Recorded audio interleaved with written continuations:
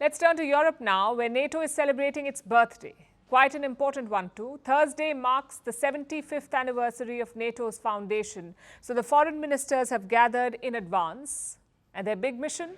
A long-term plan for Ukraine. NATO is looking to raise $100 billion for Kiev.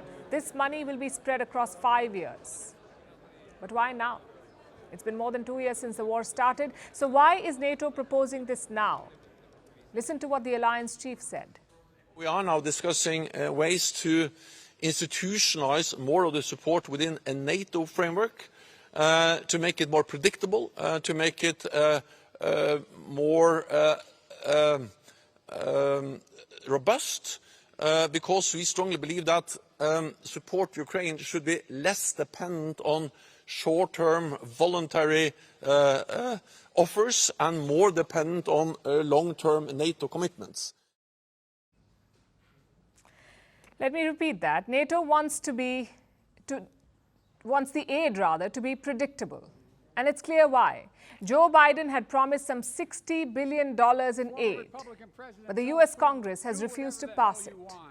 And then you have Donald Trump. If he wins the White House, all bets are off, because Trump has hinted at cutting off military aid to Ukraine. So what does NATO do? Create a long-term funding plan. Diplomats are calling it Trump-proof. But how will such a plan work? Right now, NATO is not giving lethal aid to Ukraine. As an alliance, it is only giving non-lethal aid. All the military stuff is being given at the bilateral level. Member countries are giving arms to Ukraine, not NATO per se. The plan is to change that. NATO wants to take over the Ramstein Group. It's a coalition created to channel weapons to Ukraine.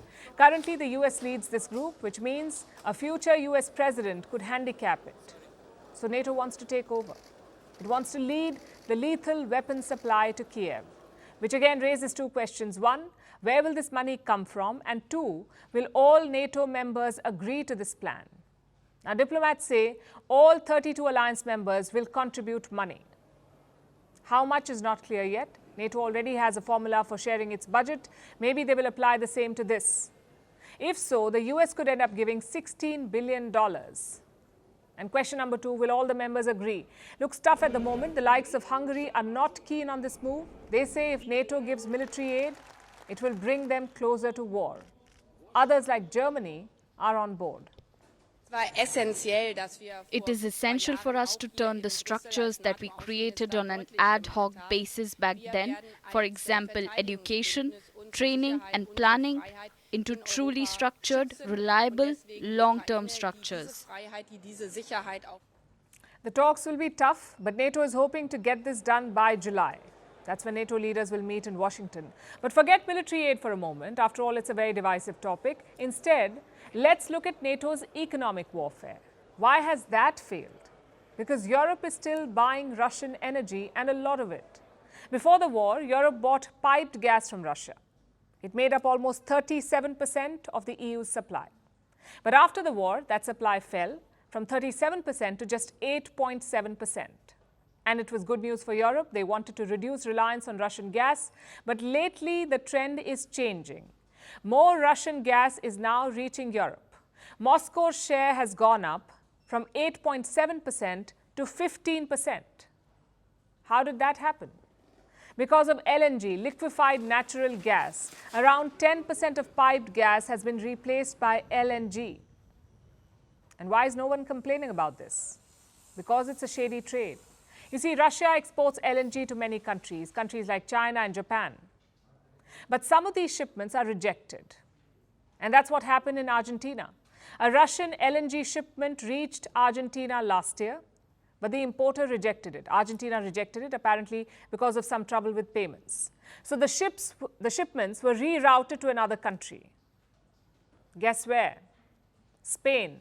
In fact, Spain is the biggest importer of Russian LNG in Europe. They buy some 5.2 billion cubic meters. Does this not violate sanctions? Well, technically, no, it does not. The EU has only sanctioned Russian oil. You can still buy Russian gas. Plus, most of these purchases are rerouted supplies, which means there is no Russian tag. You see, deliveries only mention the last destination. They do not mention the origin. So that shipment from Argentina would not have a Russian tag. It would have only mentioned Argentina. The gas came from Argentina then. And this is a technicality / hypocrisy.